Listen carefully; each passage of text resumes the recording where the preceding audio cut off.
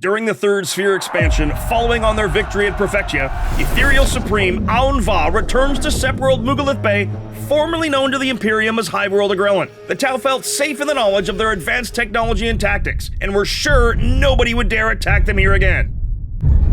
They were wrong. In the Empire of Mankind, life is a cheap commodity like any other. Untold billions grease the Imperial war machine with their toil and blood. Agrellan would again belong to the Imperium, or it would simply no longer be. In the words of Voxodecimus Nile 96th of Mars, Nemo mea penna effugit. This is 40K in 40 minutes, Tau versus Imperial Knights. Welcome everyone, JT the Voice here. Today we've got a match pulled right from the lore. This is the battle that ended the Third Sphere expansion of the Tau, the second battle for Agrellan, or the Battle of Mugalith Bay. Nick, of course, is commanding the Tau Mont'ka forces, and he's squaring off against friend of the channel, Jind, and his Questor Forge Pack, Imperial Knights. Welcome to the Battle of Mugalith Bay. The Tau have been fighting desperately to hold off the Imperium counterattack from their offensive into Imperium space. I'm back, everyone. It's Ginseng, back on the channel, here to face my most bitter, my most despicable of foes, Nick.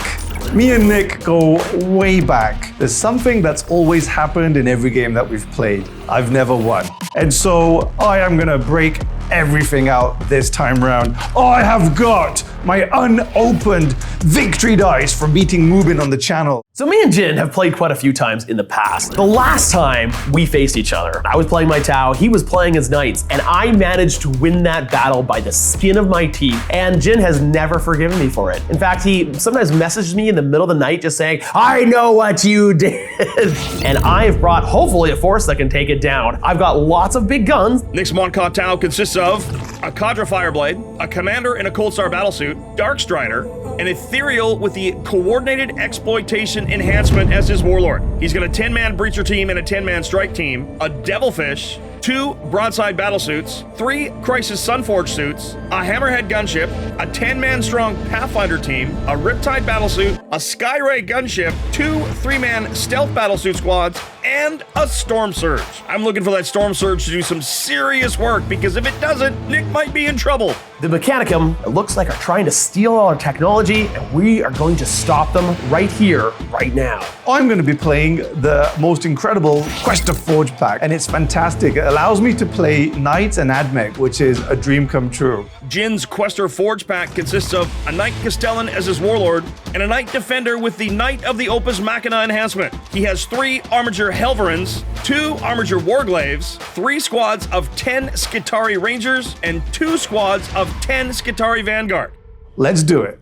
I better win. Jen, welcome back to the studio. Nice to be back, Nicholas. Oh, this is gonna be an epic game. We are playing a very narrative-based game. We're playing an asymmetric mission today with a slightly different deployment and rules. We're using the last stand deployment. Defender deploys in a circle and the attacker around the outside edges.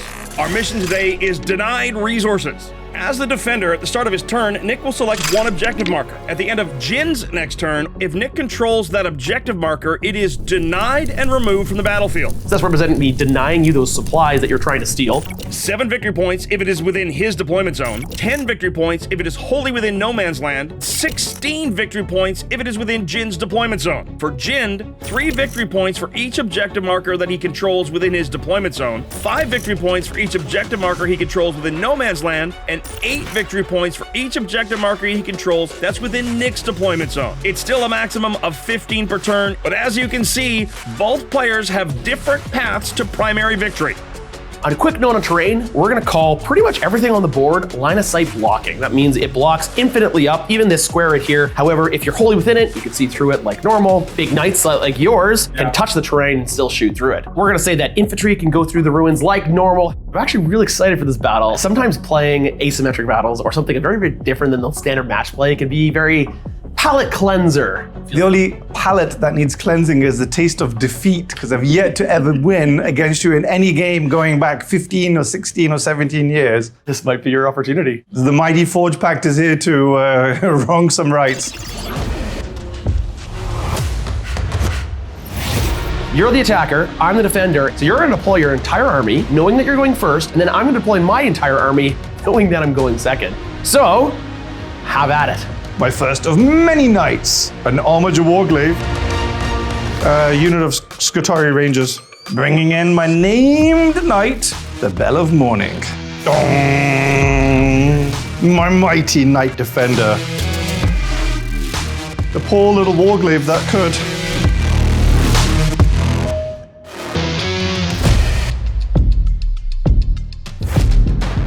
Another squad of mighty Rangers. One more squad of infantry and then we are done, sir.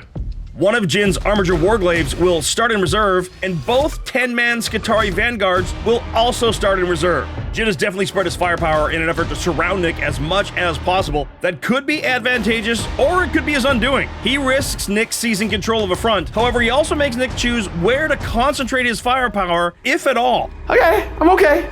I can deal with this. So now it's time for the Tau to deploy. Some terrified Pathfinders huddled against the wall saying, "This is no battle for infantry!" Broadside number 1. Hammerhead says, "Please don't kill me." Oh, I'm gonna kill you. I know you are. And then we've got a Sky Ray on the other side. I think we're gonna take this Storm Surge. He's Titanic like yours, so he can like touch the terrain. And then a Riptide down. And then I've got some stealth suits.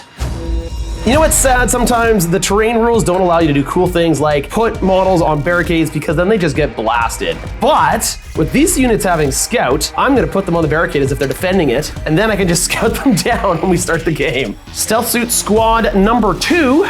You can hide, but you can't hide. And then I've got some fire warriors with an attached ethereal. So knowing that this is an objective-based game, I put quite a bit in reserve. I think both game-wise and narratively-wise, it kind of feels fun to have the cavalry arrive from the side of the table. Nick's Cadre Fireblade will be in the Devilfish with the Breachers, and that Breacherfish will be starting in reserve. He's placed one broadside in reserve, and the Coldstar with the Crisis Suits will also start in reserve.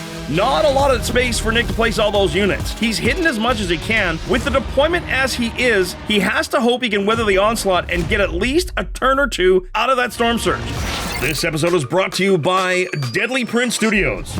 Deadly Print effects add a level of immersion and cool factor to your models that will really make them pop off the table. The folks at Deadly Print Studios have almost a decade of experience working in the film and TV industry, blending traditional 2D and 3D effects on such projects as Game of Thrones and Jurassic World. They've taken that expertise and combined it with their love and passion for wargames. From muzzle flashes to explosions, psychic and void shields to spent ammo casings and bullet deflections, Deadly Print has what you need to add that touch of immersion to your battlefields. Whatever your favorite tabletop game might be, you can see their battle effects all over the units in today's matchup. All files come pre-supported, each tested to perfection, ensuring seamless printing, and they've been test printed and are compatible with all major resin printers. Deadly Print Studios has STLs for almost any battle effect you can imagine, or if you prefer, you can order them pre-printed and shipped to you. Make sure to check out the link in the description below, or go to deadlyprintstudio.com and check out all their cool stuff. I am a little terrified at all the stuff coming at me, but we will do our best. I know you're going first, so I just gotta weather the storm of turn 1. And I gotta pray my brand new dice are hot. We now get to pick a deed before the game starts. He's pledged to reap a great tally from his Imperial Knights. At the end of any battle round where I've killed more units than the current battle round, so example, battle round 1, I killed 2 units, I fulfill my deed, I get 2 command points at the end of the turn. And the kills are cumulative, so if I don't fulfill it the first battle round, any kills will count towards the next battle round. And his quality shall be with our martial valor risen over all. He gets to reroll a single hit and wound each time one of his Imperial Knights attack. For the Questor Forge Pack themselves, the infantry, they get to reroll 1s to hit in shooting. And if I'm close to my friends, I get to reroll 1s to wound in shooting as well. And the Knights, the detachment rule is they get to heal a single wound at the start of the turn. Let's do it, Scout McScout. Skitarii do scout. That bottom right second squad moves up. Left side squad moves forward as well. Nick does scout his Pathfinders back into cover. They're lookouts. They're like, hey, look out! There's a big knight, so they're gonna hide. You ready for this? Let's do it. Good luck, Jind. Okay, sir. Get a command point. 1 for me. And 1 for me. Jind has drawn Secure No Man's Land and Sabotage. We must fulfill some war chores, my friend. Take 1 or 2 objectives in No Man's Land. So you've got 1 right here and 1 right here. Bondsman ability being dished out here. The defender will give the nearest Helverin -1 to all incoming damage. Skitarii Rangers do sticky his objective on the bottom right. He will maintain control over that until Nick comes and takes it away. Just so you know, for my army ability, everything has assault for the first 3 turns. And if I'm guided, I also get lethal hits with my entire army. Well, look at you. There's gonna be no point in being passive. I think aggression begets aggression. To war! Skitarii move up from the bottom right. Helverin follows suit. Hold the great bell once. Pull the lever forward to engage the piston and pump. Toll the great bell twice. With a push of button, fire the engines and spark turbines into life. And toll the great bell thrice and sing praise to the god of all machines. Knight Defender moves out to protect the Helverins. Any Imperial Knight obscured by him will get a 4-up invulnerable save. That's pretty cool. Last Helverin, hellbent for leather right up the middle. Do you have any reactive moves or anything you'd like to do? Nope. Then let us begin. Please don't. This is gonna be a rough turn. Let's see how I do. Fire at will. Behold the opening, first time ever, of the victory dice. Now, you won these against Mubin in a previous game. I won and only win against Mubin. These are victor dice. You can only get them by winning a battle on Play on Tabletop or go to one of our events. I will start off with... Shooting phase now, and the Armiger Warglaive splits fire. Thermal spear into the Riptide, melt a gun into the Skyray. Eat this! Unfreeze! Was that a 1 and a 2? It was, but we get to reroll 1 for free. It's a hit. Is this into the Riptide? Correct. 3-ups, baby. There we go. I have an invulnerable save of a 4-up. Hurrah! No good. It's a 3. This does D6. D6 plus 4. Do I want to re-roll that? Because that is an awful lot of damage. I'm gonna wait for that because I'll use it for a save against the big guy. Punish you by rolling a natural 5. It's a 6! 6, 10 damage. Well, I have 4 wounds left on the Riptide, just like that. Sheesh. Into the Skyray. It's a hit. Needing a 5-up to wound. It's a reroll. No wounds on the Skyray. Knight Castellan using aggression begets aggression for a command point. He's going to be able to advance and shoot. Now firing into the Skyray with everything it has. Here comes my Volcano Lance number of shots. 1. It's all we need. Roll to hit. It's a hit on a 2+. It's a wound. He's very dead. How much damage is this? You don't want to know. It's like flat. 20 million? It's a 3! He failed it anyway. Yeah. D6 plus 8. I have 14 wounds. 12 wounds! I'm alive still with 2! We will follow that up with rockets. Hitting on freeze. We like it. So on freeze. Oh, no! But I do have my 1 reroll, which I will use for him now. It's not a critical wound. It is a -6, however, so no saves for you. -6. Yeah. And it's a D6 plus 1, 5. That's enough to kill it then. Does it explode? No, no explosion today. You've killed the Skyray just like that. Woo! I mean, with that much firepower, you should kill something big, so I'm glad the Riptide's still alive. Not for long. Knight Defender firing on the Storm Surge. Ooh boy. 3 shots. The conversion beamer hitting on a 3+. My sustained hits on a 4+. Womp, womp, womp, womp, womp, womp. I will use my 1 reroll now. Oh dear. Only 2, but that does become sustained 3. Every knight has a reroll to hit and wound, or just a reroll period? 1 reroll to hit, 1 reroll to wound every night. On 3s! Oh dear. I'll use my 1 reroll to wound now. 3! All right, so I actually got a 3-up save. Whatcha! I saved 2 of them. 1 goes through. How much damage is this? Only 4. But you've got bigger guns coming, correct? No, that was the biggest. Do I re-roll it here, trying to save it? 4 damage isn't a lot. I think I could use my command point another way, so I'm gonna save my command point. That's all it takes. Not bad. 16 wounds remain. Okay. Oh, that's all I took? Ooh, I feel very good. Helverin in behind the Knight Defender, targeting the Storm Surge. Nick Command rerolls a save. He's good. No damage. Second Helverin into Stealth Suits, no effect. Last Helverin, no effect on the Hammerhead. Oh, so we're now into the charge phase. 7-inch charge here, sir. Only the 1 charge. Armiger going after the Riptide. He's in. Oh, he makes it in! It's a 10!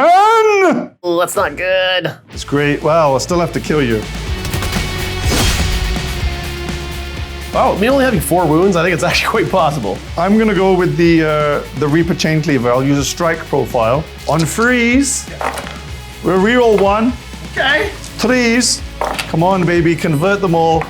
It's only 3. You need to fail 2 of these for glory. On my 4th vulnerable save, the shield's activated, and first one fails, so he's down to 1 wound. If I fail 1 more, he dies. Oh, he's lives. No! Down to the last dice. Oh, for the greater good. Yes, he lives. Son of a gun! That is a bit of luck. He lives with 1. Oh dear. And unfortunately, I only destroyed 1 unit this turn. You brought Riptide down to 1 wound, which is good. But not for my deed. No damage to the Armiger on the clapback, We got sabotage ongoing with this unit over here. I'm feeling surrounded.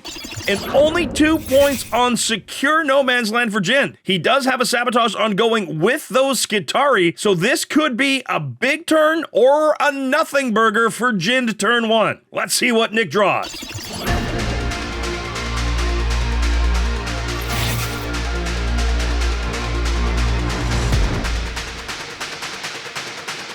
Here we go for the bottom round 1. I got a command point going up to 1. You're gonna get 1 as well. My ethereal might give me another one on a 4-up. It does! And then some secondaries. I would like kill things and kill things, please. Area denial and storm hostile objective are drawn. Storm hostile, take an objective away from you. I won't be able to do that. I can kill you off an objective, but I won't be able to take it away. Battle shock now. Oh no, the Riptide fails. No matter, it can still shoot in combat with no penalty. So then I need to select an objective marker to try to control at the end of your next turn to destroy, deny. The only one that makes any sense to me is this one right here, because I can be on it from right over here. All right, I've got a plan. I've got a plan. There's a lot of things that have to go right for this plan, but if I can do this right, I take out your Warglaive, your Rangers, your other Helverin, these Rangers, and I take out this Helverin. So you're just saying that if you take out most of my army, then I like that plan. It's a great plan. That's a great plan. That's the most. I need to do a lot of damage. I need to take you off that objective. I need to take you off your sabotage, and I need to hold this objective. That's the key things I have to do. Flank them. Strike team moving to get a line on as many markable targets as he possibly can. He needs to be able to maximize the effect of his observing to get massive shots. Mont'ka needs this. Riptide is gonna stay in combat. Ooh. Not unforeseen, as it did fail its battle shock. Stealth suits advance to close on the Castellan. Jin choosing to use Thronegeist Fury here. He gets to overwatch with a single weapon from the Castellan and only 1 dead stealth suit. Rolling a 1 twice is pretty sad, unfortunately. I'm sorry. Pathfinders close on the bonded Helverin. The stealth suits back here are going to boost up and on top of the building with their fly ability. Hammerhead adjusts position to throw its backside onto that denial objective. And I think he still has line of sight to the infantry. Yep, and the Helverin. I've got a lot of OC on this objective. I need it to go off. I think that's my moon phase. I'm fairly happy with the plan. I gotta declare observers first. These stealth suits of observers. These stealth suits of observers. I need more observers. Killed my Sky Ray. That was my other marker light. Oh, brilliant. Pathfinders are gonna guide, and my Fire Warriors are gonna guide. Any unit that they guide into, sustained hits. These Pathfinders have an ability that they benefit from their own observing. I'm gonna start off with that. So everything that shoots into this gets +1 ballistic skill. Grenades first though, down to 10 wounds. Well, that wasn't very nice, was it? 4 wounds left on the Helverin. He is bracketed. That was brilliant for just 1 squad of poopers. Focused fire from the stealth suits, extra AP into the Helverin. He lives! Strike team observes the midboard Helverin and opens fire on the Skitarii that are sabotaging. Ooh, a couple go down, and they're now victims of suppression volley. They will be -1 to hit until Nick's next shooting phase. Ask them if they care, Nick. We're not going to be there next turn to care. Riptide Nova charging and overcharging everything into the Warglaive, save his indirect fire going into the Skitarii. And then maybe I blow up because I got 1 wound left. Now I have been guided into this because I've guided from here, which means I get to hit on 3s and I get to reroll 1s to hit and 1s to wound, plus lethal hits. Big rare rip. Okay, so 1 lethal hit, rerolling 1s on 3s to wound. Only 1! That's devastating. Ah, I see. So 8 damage in total. Down to 6. Oh, no damage to the Skitarii. Broadside is gonna be hero. He's gonna kill both of these wounds right here. Broadside now takes out a Skitarii with his smart missiles. Seeker into the Helverin downtown, fails to wound. Heavy rail rifle whiffs. Wow, the split fire failed. Never split fire. Split fire to my victory! So that's really unfortunate. That's brilliant. That sucks. Hammerhead down, smart missiles into Skitarii, all else into the midboard Helverin. That's what I'm talking about. Split fire the JT way. All the big guns into the same target. Out of line of sight shooting into the Rangers. Strike 5. Freeze. 3 wounds and no minus. Love that. You make them all! A giant railgun, take out the Helverin. 1 shot. Okay. Normally hits on a 4. It's now going to 3 because it's being guided into it. Lethal hits into it. An ability against vehicles where it adds 1 to the hit roll, which I've been hitting on 2s. It's a hit. You know, after all that, if you'd rolled a 1, I was gonna laugh so hard. It can reroll 1 hit roll or wound roll, not both. Okay. Strike 20 at minus 5. Anything but a 1. And if it's a 6, devastating wounds. It's a 2. I can reroll the wound roll. I can get greedy and try to get a 6. Do you have an invuln save? 5 up. Oh, no, Nick. I want to get greedy. And this is humorous. It might come back to me. If I get a 1, I obviously miss. If I get a 6 for devastating wounds, it does d6 plus 6 devastating wounds. I want it. I want it. Hubris. Here comes the greedy reroll. It's a 1! Hubris! Hubris comes to play. That's really funny. Dice tell stories of your greed. That was greedy, and that bit me hard. Seekers miss. Oh, my Lanta. Storm Surge now. Cluster rockets and flamers and twin smart missile system going into the Skitarii on the No Man's objective on the left. The pulse blast cannon and destroyer missiles going into the Helverin. Skitarii are vaporized. By taking out the objective, I'm trying to deny you points. 2 wounds from the blast cannon sees 24 damage to the Helverin. Oh, if only that was on one of the knights. You just launched him into orbit. That gun is so fun. That felt good. Knocked you off the objective. That's good to hear. What would you like to charge? Not a thing. Then it goes to ongoing combat, sir. Armiger into the Riptide takes it down. Consolidation onto the objective in Nick's deployment zone. That's huge and big points for Jind. Oh, that sucks. Sabotage because you're just within my deployment zone right here. I didn't manage to kill that unit. I actually messed up quite a bit with the focus fire. It should have either been here for both these units or here for this unit. Either way would have probably got me a dead guy right there, but score a full area denial for 5 points. So I might as well keep Storm Hostile objective. You never know, I might be able to do something sneaky, but I doubt it. Jind's sabotage completes, but barely, for 6, and he gets 2 units killed. That's higher than the battle round number. His deed is fulfilled. That's gonna get him extra command points. 8-5 at the end of round 1, on to Jind's turn 2. My deed has been completed, sir. Well done.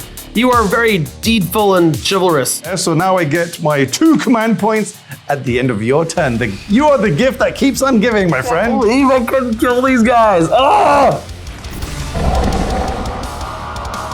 I go to 3 command points to your 1. What are your secondaries, sir? Jind's pulled tempting target and behind enemy lines. Which is great. That's pretty easy. Nick choosing that far left objective as the tempting target in No Man's Land. Yeah, that is more annoying because you got to go that way rather than this way that you want to. Wounded Helverin keeps the -1 damage bondsman ability. This gentleman here, below half strength. Machine focus on his Warglaive to ignore any penalties. I must get behind enemy lines, which is brilliant. I just got to get into the middle. It does exclude battle shocked units, so do I want to use my once per game auto pass battle shock?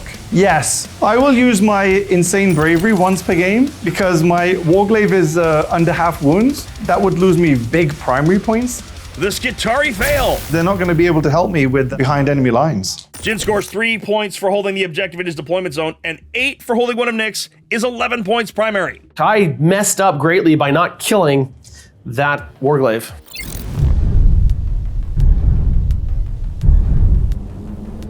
Castellan touches the wall, and with its titanic and towering abilities, it can now see over the wall. And I'm on the objective, so he's quite happy here.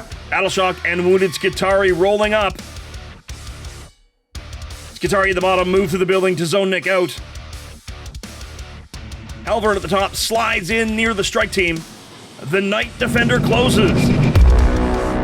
So what you're trying to do is touch the terrain here so you can shoot through it and see a bunch of stuff. Correct. Nice. The Helverin steals the tempting target. That's points for Jind. Well, this looks bad. It is time for you to say hello to my little friend. Or in this case, friends plural. Warglaive is on at the top of the board from reserve. Vanguard are also in on the top of the board. Second Vanguard unit are in at the back of the board, effectively zoning Nick out of the entire back side of the board. The left side is locked out to Nick. That was really smart. So I can rapid ingress for free from one of these stealth suits if I dropped really close. This defender's too close, this Warglaive's too close. Oh, that sucks. Really well done. It's close to 16 years of tasting defeat after defeat after defeat from you, sir. Nick rapid ingressing in behind the Knight Defender as he does need those suits to get close to do work, and he's hoping to take advantage of their melter rule in super tight. This is a risky play. He needs the fusion to be close to get the Melta-gun damage to make sure to down the Knight Defender. However, if those Vanguard make a charge into him, that could tie up his suits and cause all sorts of trouble. I think decides this turn for me is, will my Storm Surge still be up at the end of this round? Unfortunately, my defender, in order to see you, had to get within 18, so he's not doing sustained hits on 4s anymore. Vanguard on the top of the board, shooting at the strike team in the midboard. 3 strike team down. Warglaive that arrived from reserves shoots everything into the hammerhead. Hitting on freeze, the little dice is the melter. I'll reroll the melter. All the hits. Wounding on freeze and 5s. 2 -4s. 6s. -3. Oh, nothing. It's a 12. What?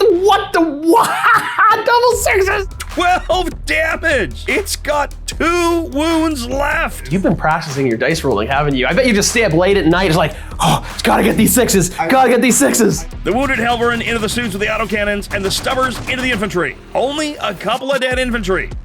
Helverin does the damage with stubbers into the Storm Surge. It's on 15. The deep Skitarii now into those Pathfinders. 2 more down. Warglaive that's in combat, firing at the broadside. No modifiers thanks to machine focus. That's right, so freeze. All the hits in the world. So the reds wound on 2s, only the black wounds on freeze. Oh, reroll, 1 reroll. Yeah, these are all -4s. All right, I get 6s. That's a single? No saves.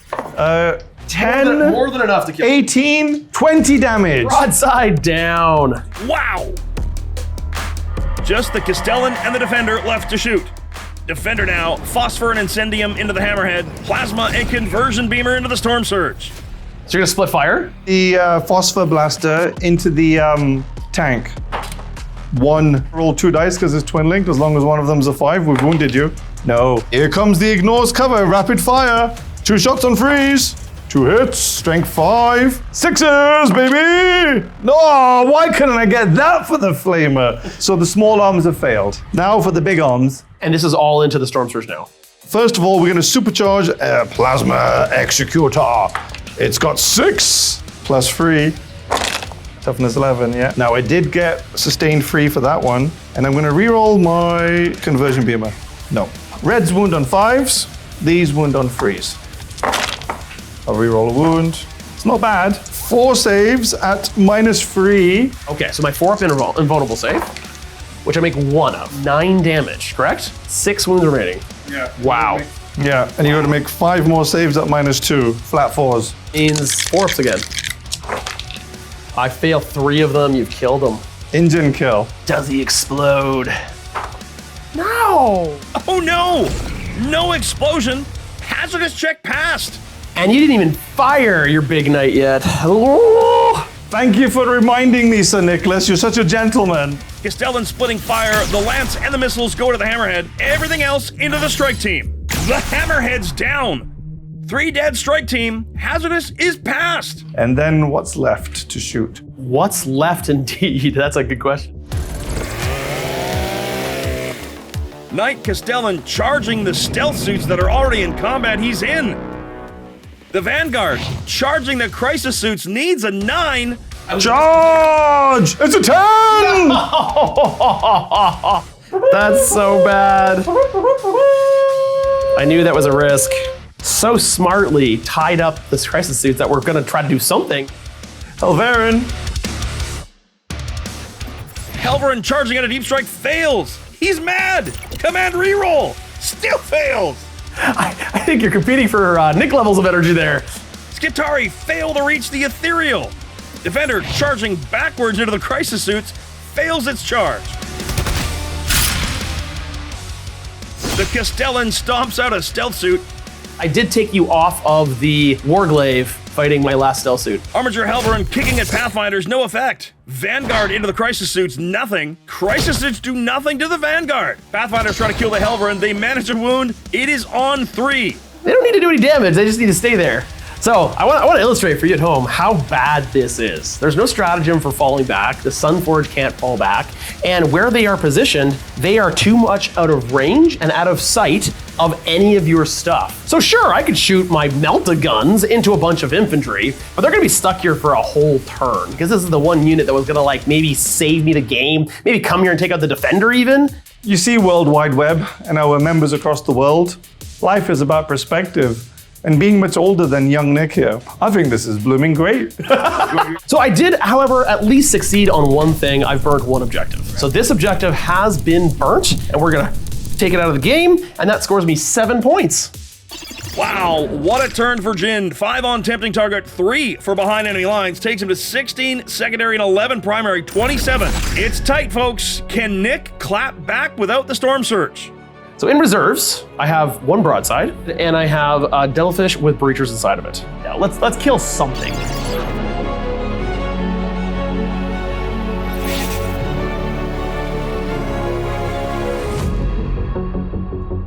Well, bottom of turn 2, and you've left me with a mountain to climb and very little assets to do so with. I only have myself to blame, and a little bit of you. I can blame you too. Command point for me. He's got recover assets and sabotage. Not things I want to do this round. So, pooey. This is almost a foregone conclusion. So we are going to attempt something brave and bold and beautiful. Nick chooses one of Jind's objectives tonight this turn to try to get max points. That one on the bottom right. How I'm going to do that? I don't know. The Ethereal gives Nick another command point. Ethereal passes Battle Shock. Ooh, the stealth suit has failed. You can't do anything anyways. Ethereal moves, Jind overwatching with his unit up top. Strike team is down, Ethereal lives. All right, well, because you killed the infantry, I no longer have grenades. No. Thanks, I hate it. 3-man stealth suit team advances and lands on the tide wall. They will still be able to guide. We're gonna go to The elevator. This isn't a legal move, you know that, right? Ding. The elevator brings the broadside Rosgriz to the top of the Tau Tower. Now the tide is about to turn.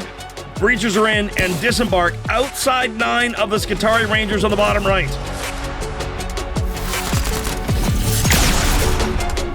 The Pathfinders are gonna be observers, Yeah. the stealth suits are gonna be observers, Okay. and the Ethereal's gonna observe.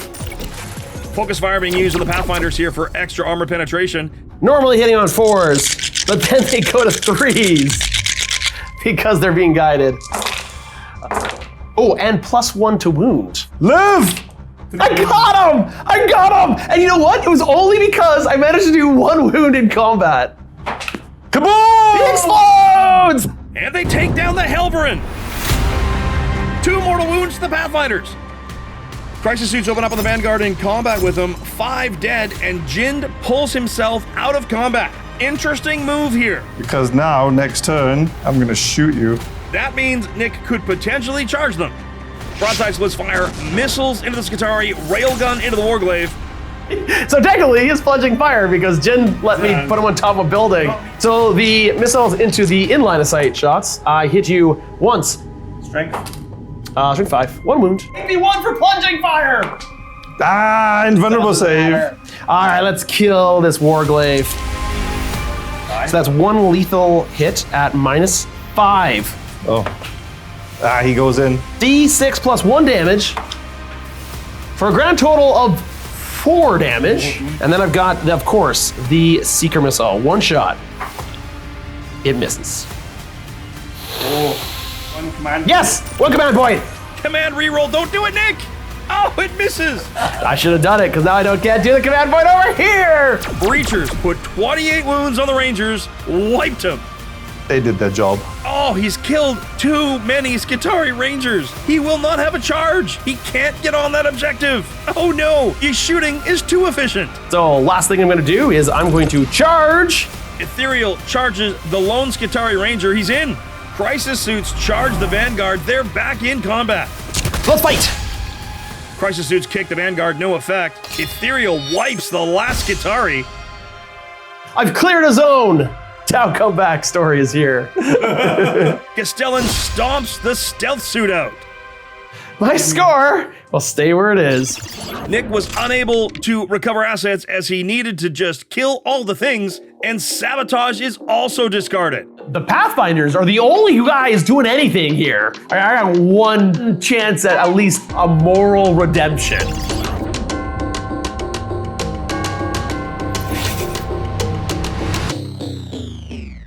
Okay, I go to a command point and you'll go to a command point. Still a max of 15 primary for Jind. It takes him to 42 points. Vanguard fall back from the Crisis Suits. Vanguard moving up, keeping toes on that objective. Defender falls back towards the Crisis Suits. Helverin moves and broadside overwatches with the railgun. If I can just kill this Warglaive, then at least I feel like I did something. I feel like I managed to make the enemy hurt. Okay. It's unlikely to happen, but you never know. My railgun's got to do it. Here we go. Give me 6 of the railguns. I got a 6. -5 with plunging fire. So if I don't save this, I go bam. Don't you dare! There's another word in the English dictionary I'm hoping to use in a few seconds. Thwarted! You've been thwarted! My soul hurts. Honestly, with that humiliation, with this firepower, this dies. And with this firepower, this dies. I have nothing left to do. I concede. 2 decades Shake my hand, Jind! in the making! Congratulations, dude. Well played, well done. My own hubris bit me in the butt. The Omnissiah protects. Oh my goodness. With that, Nick has seen the writing on the wall and he has conceded. I can't blame him. This felt like an Imperial day from the start. Make your final 52-22 in favor of Jind. Oh, the glee. Well done, Jind. I should have been more focused on killing his big knights. 2 decades tasting the bitter taste of defeat. That was epic. Jind, I'd like a rematch.